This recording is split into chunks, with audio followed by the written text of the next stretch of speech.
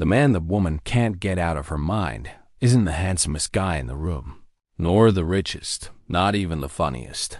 That man just knows one thing. A so point from women's psychology that 95% of men never discover. And this has nothing to do with pickup lines or cheesy phrases, nor with expensive gifts, nor with being an alpha male.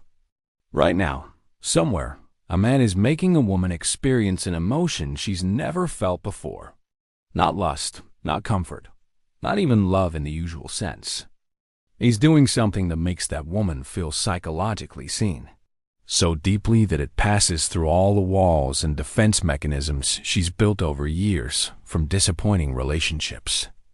By the end of this video, you'll understand why some men effortlessly attract attractive women without much effort, while others, despite having all the good conditions, still strike out. You'll understand why all the advice you've heard about dating and relationships was actually setting you up for failure. And you'll understand that one trait that makes a man unforgettable in a woman's mind forever. And you'll also realize how much time you've spent trying to appear attractive instead of actually being attractive. Part 1. The validation trap. Why everything you've been taught so far is backwards.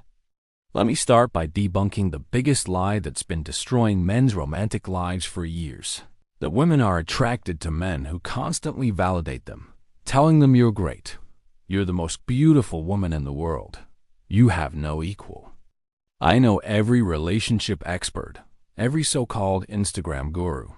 Every piece of advice you've heard says to make her feel special. Tell her she's beautiful. Show how much her feelings matter to you by validating them. But the bitter reality is this. Validating is the fastest way to become invisible in a woman's eyes.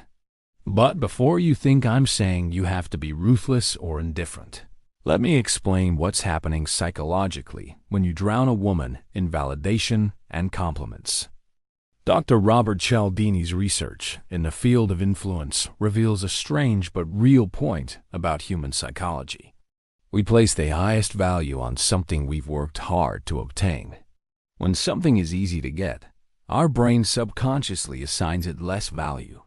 This isn't a conscious choice. It's wired into our psychological reward system. When you quickly and relentlessly validate a woman, agree with everything she says, constantly compliment her appearance, or clearly show that her validation is important to you, you're activating something psychologists call cognitive ease.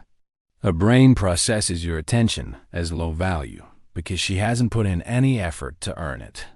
And that's where things get interesting. Men who are naturally attractive to women, those women describe as different or intriguing, know something deeper in women's psychology than the simple validation theory. They understand that women don't want to be validated for who they are. Women want to be challenged to become who they can be, not just affirmed for who they are right now. Let me give a real example. Two men meet a woman in a cafe. The woman says, "I'm a graphic designer." The first man, the validator, says, "That's awesome. You must be so creative. I'm sure your talent is amazing. Your job sounds really cool." The second man, the challenger, says with a half smile, "Graphic design? So you're one of those who think choosing between a few colors is a creative decision? Well, how does real design actually challenge you?" The first man told her she's amazing right now. The second man implied she might not have reached her true potential yet and gave her the chance to prove him wrong. Guess who she's still thinking about 3 hours later? This isn't about being ruthless or disrespectful. It's about the fact that attraction comes from psychological tension, not psychological comfort. Stoic philosophers understood this principle in other contexts. Seneca wrote that every new beginning comes from the end of another beginning. When you apply this to attraction, it means that for something fresh and exciting to start between two people, something else has to end. Specifically, the woman's certainty about who she is and what she wants. The men women never forget are the ones who gently disrupt the woman's self-image just enough to spark her growth. Not the ones who just confirm what she already knows about herself.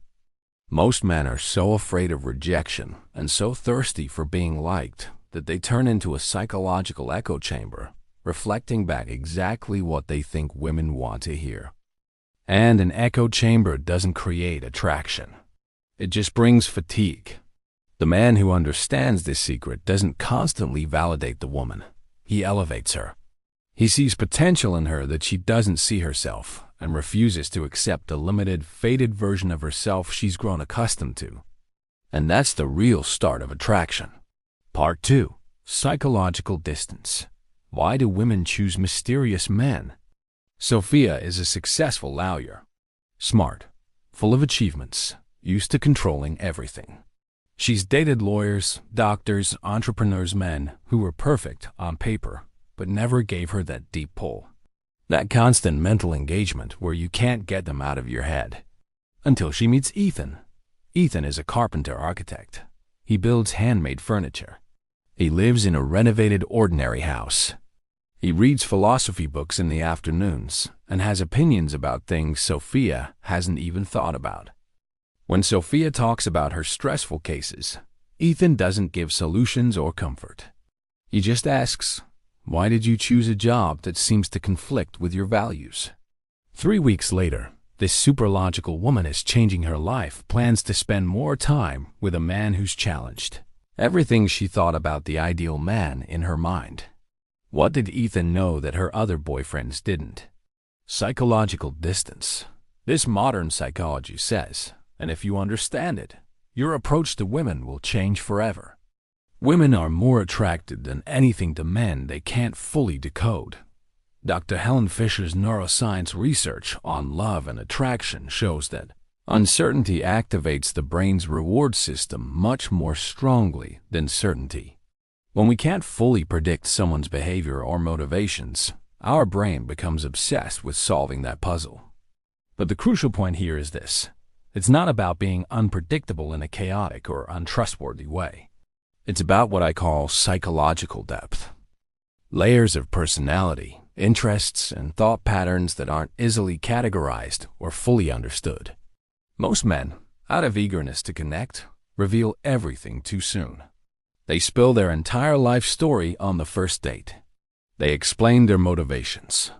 They justify their decisions and show themselves completely transparently. They think this creates intimacy, but it actually creates boredom. Men who attract women effortlessly know that being enigmatic isn't about hiding information. It's about having such a rich and content inner life that there's always something new to discover. Carl Jung touched on this concept in his discussion of anima and animus. He said we become most attracted to people who have qualities in themselves that we haven't fully developed in ourselves yet. For many women, especially very successful or controlling ones, that attractive quality is psychological freedom that they haven't allowed themselves to experience. Ethan wasn't mysterious because he had a lot of secrets. He was mysterious because he had real depth. He read philosophy not to impress anyone, but because ideas fascinated him. He chose his job not for social status, but because he loved building with his hands. He'd cultivated parts of himself, not aimed at attracting women, but that did so as a byproduct. The practical application of this is, instead of trying to be understood, try to be interesting.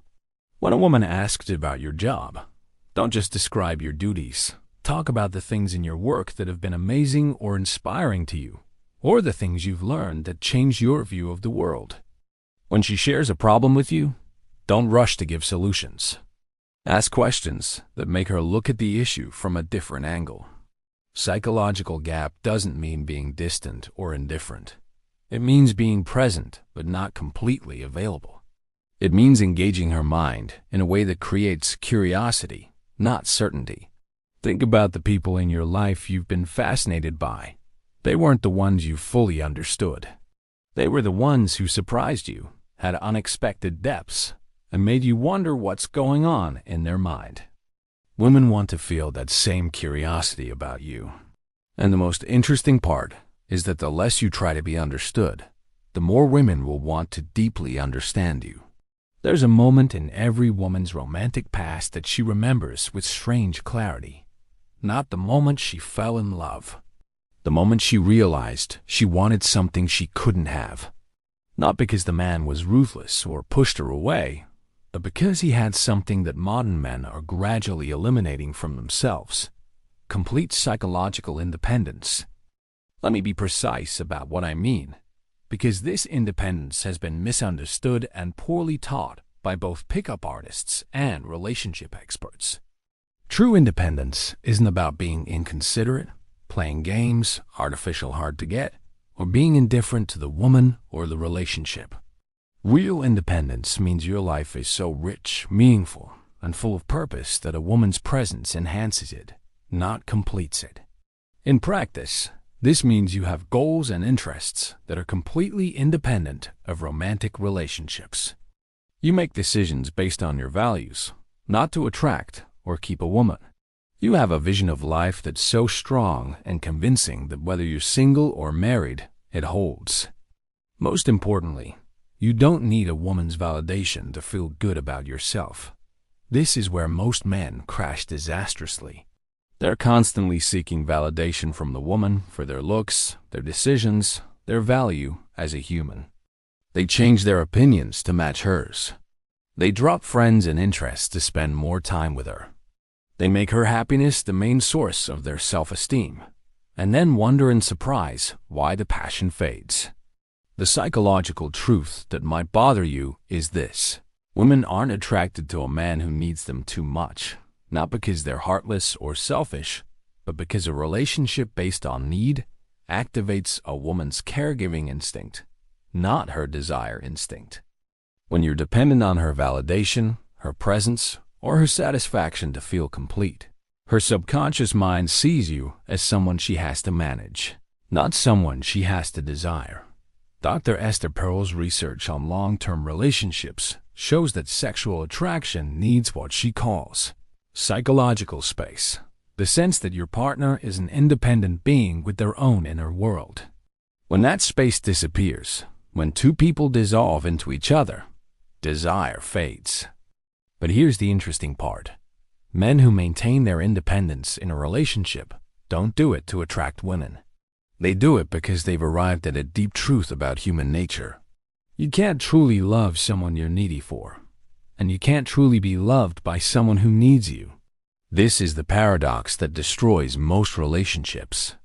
The more you try to secure someone's love by making yourself essential to them, the more certain you become that one day they'll see you as replaceable.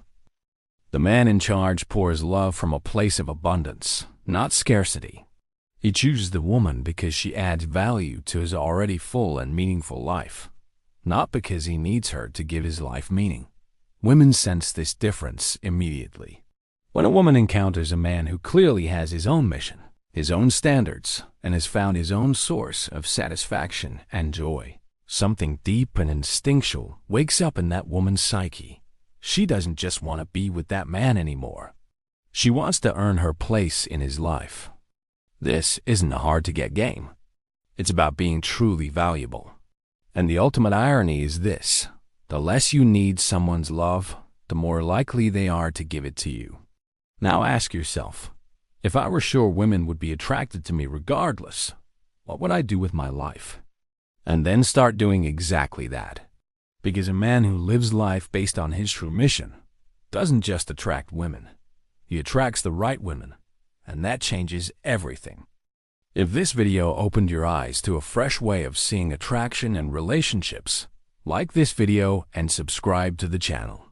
I'll see you in the next videos.